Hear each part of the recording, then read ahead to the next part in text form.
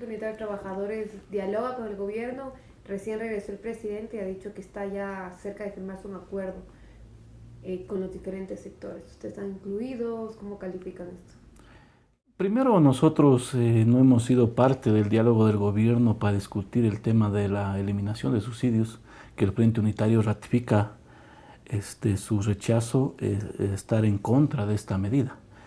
El gobierno, luego de la visita a Estados Unidos, la reunión con los multilaterales, viene con el respaldo de estas instituciones frente a el pueblo ecuatoriano. De cada 10 ecuatorianos, 9 no le creen. El presidente ha dicho de que ya tiene casi un consenso, un acuerdo para tomar estas medidas, y los acuerdos son entre ellos, porque los trabajadores, el pueblo ecuatoriano, hemos planteado claramente nuestra oposición a la política neoliberal del Fondo Monetario Internacional. Y si el presidente dice que las medidas van porque van, los trabajadores, los sectores sociales les decimos de que las acciones irán porque irán.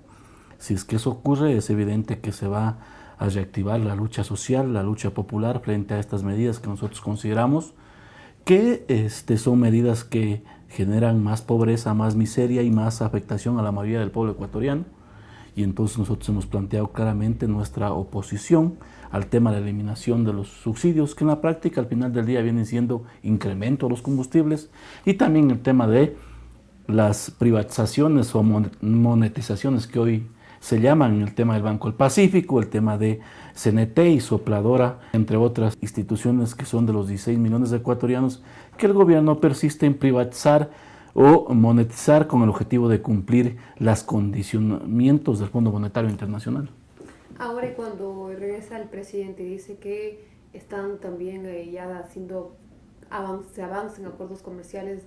¿Eso afecta a los trabajadores? ¿Eso beneficia? Dice que el mayor socio comercial de Ecuador es Estados Unidos y que es un acierto tener un buen diálogo con Estados Unidos. El primero es que no se conoce en qué condiciones. Segundo, los acuerdos siempre han afectado a los trabajadores, porque tras de eso siempre están reformas laborales. Y entonces, cuando el gobierno nos dice de que no hay ningún acondicionamiento de Estados Unidos o los multilaterales, eso es falso, es mentira.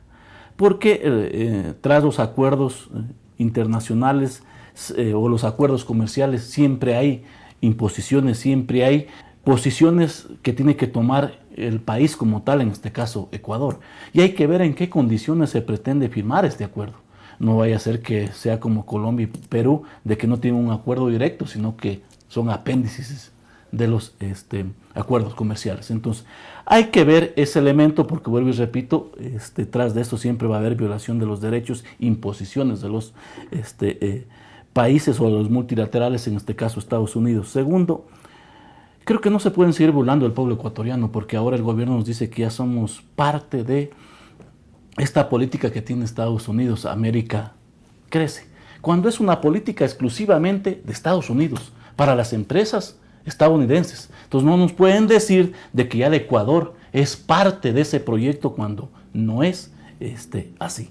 Y entonces vemos de que para el gobierno el país se fregó con las acciones del mes de octubre y ahora va a salir adelante con la visita a Estados Unidos, cuando en la práctica eso no va a ocurrir si es que se continúa con una política neoliberal, sobre todo de favorecer a los bancos, a los grandes grupos económicos y a la política neoliberal del Fondo Monetario Internacional. Y entonces, en un año preelectoral, que un gobierno que ya está de salida, no vemos que existan decisiones de gobernar para los 17 millones de ecuatorianos o para los 16 millones de ecuatorianos, sino lo que busca es cumplir su acondicionamiento a las recetas neoliberales del Fondo Monetario Internacional. Y ahora, como trabajadores, ¿cuáles serán sus acciones? ¿En qué momento se encuentran ustedes? ¿Cómo ven la situación entonces para los trabajadores en el país? Mire, la situación de los trabajadores es crítica, complicada. Se vive durante los últimos 3 años la cifra más grande del tema del desempleo. De los 8.300.000 ecuatorianos, solo 3.300.000 ecuatorianos tenemos un empleo adecuado. El 5 millones de ecuatorianos están en la desocupación, en su desempleo. En la práctica, de cada 10 ecuatorianos, solo 3 tienen un empleo adecuado. Los 7 restantes están en la desocupación, en su desempleo, y eso es crítico. Segundo, está el tema de la educación también que no se resuelve hoy con el tema de la corrupción, con el tema del examen del bachillerato, el tema de la inseguridad en el país, el tema de la misma salud que nos preocupa. Pero por otro lado está un gobierno que sigue favoreciendo a la banca, 600 millones de dólares en el 2019 de ganancia, los grandes grupos económicos 400 millones de dólares. Y entonces esa es la realidad. Entonces, si es que continuamos con esa política, no se va a generar fuentes de empleo cuando se quiere primero, y es lamentable que los asambleístas hablen de que hay que cambiar la ley para generar empleo.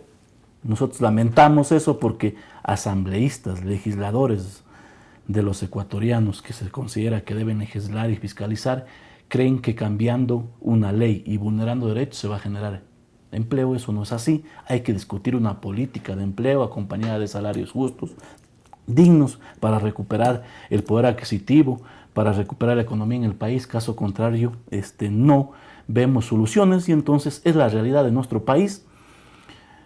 Y en esa línea entonces nosotros hemos planteado que si el gobierno persiste en plantear estas políticas de privatizaciones, de eliminación de subsidios, habrán acciones. En esa misma línea vamos a hacer acciones para defender nuestro patrimonio, como es el Instituto de Seguridad Social, como es el IES y el BIES, de que hoy se nos dice que también el BIES está en una situación crítica y que hay que tomar medidas. Y hemos planteado que el gobierno debe explicarnos cómo así se toma en consideración, o parte de los acuerdos neoliberales o con las multilaterales se toma en consideración el BIES cuando no es de el gobierno, sino es de los afiliados. El banco de los afiliados salió como un principio fundamental de los trabajadores, de sus jubilados y afiliados, y lo vamos a defender.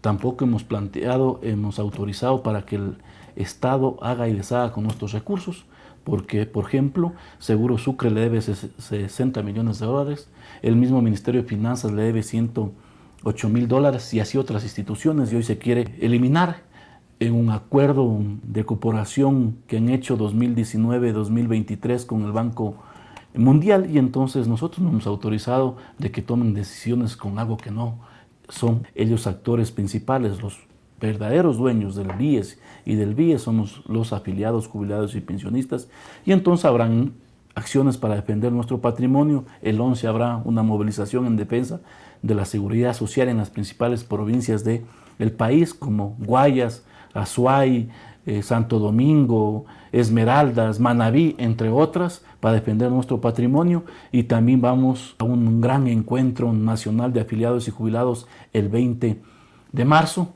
como parte del mes de la seguridad social, como parte del mes de defender nuestro patrimonio y rechazar las pretensiones o las recomendaciones, entre comillas, de eliminar el Banco de los Afiliados.